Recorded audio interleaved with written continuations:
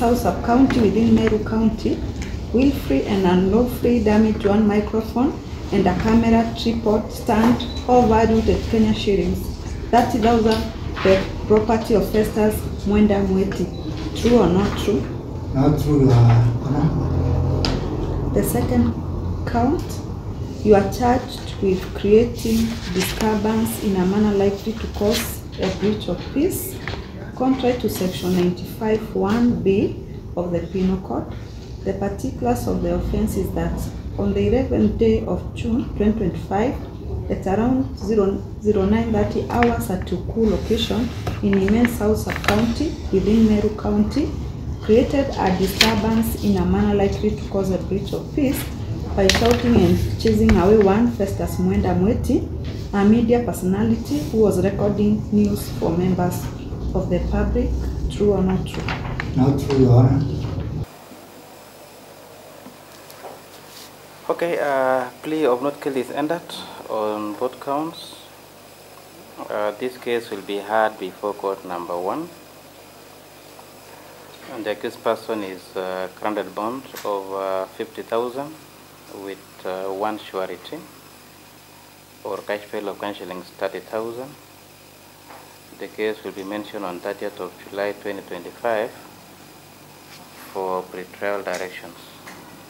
Na siku ya leo tumekuwa hapa Nkobo Town, Nkobo Law Courts na Nkobo Police Station kufuatilia kesi ambayo mwalimu mkuu wa shule ya Boria King'ori, shule ya msingi, aliwacharaza wanahabari na kuvunja vyombo vyao vya habari wakati ambapo walikuwa wakichukua habari pale karibu na shule, kutokana na malalamishi ya wazazi ambao wamekuwa wakilalama kwamba huyu mwalimu amekuwa akiwaumiza watoto wao, amekuwa akiwapiga, amekuwa akitumia lugha ambayo haifai. Na wazazi wenyewe walikuwa wanapanga maandamano, na kwa hivyo wakaomba wanahabari waje wawasikize, kwa sababu walikuwa wametafuta maafisa wa elimu, lakini hawakuwa wamechukua hatua yoyote.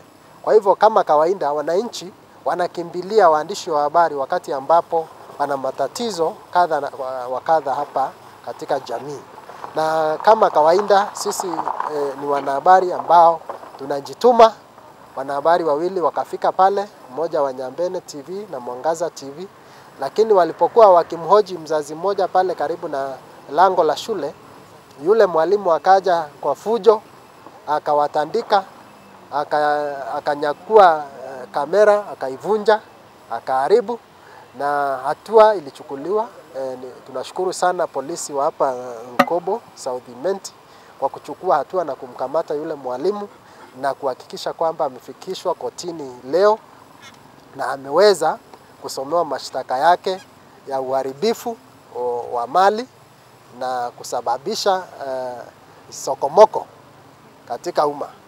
Kwa hivyo yule mwalimu atakuwa funzo kwa wengine kama yeye ambao wanajaribu kudhalilisha wanahabari na wanajaribu kuvunja uhuru wa wanahabari hapa Meru County.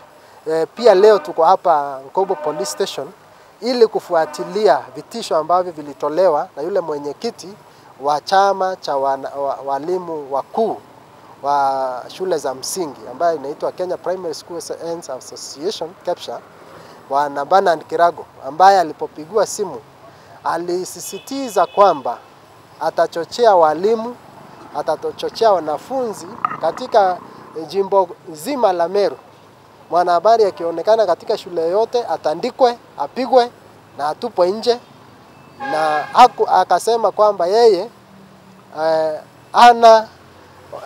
hana wasiwasi kwamba atafanya hiyo kazi ya kuhakikisha wanahabari wanachapwa kila siku hapa Meru. Ni jambo la kusikitisha kuona walimu sampuli hii wanaaminiwa watoto wetu pale shuleni. Na nataka kuambia jamii tujihadhari na walimu wa hulka kama hii. Na tumeshiriki maandamano leo mpaka hapa kwa polisi ili iwe onyo kwa walimu wengine wote walio na hulka sampuli ya hawa walimu, ili waweze kukoma na kurekebisha tabia yao. Kwa sababu naamini kama hawa wawili hawa ambao mmeona tabia yao mbovu kiasi hicho watachukuliwa hatua kali, wengine watashangaa.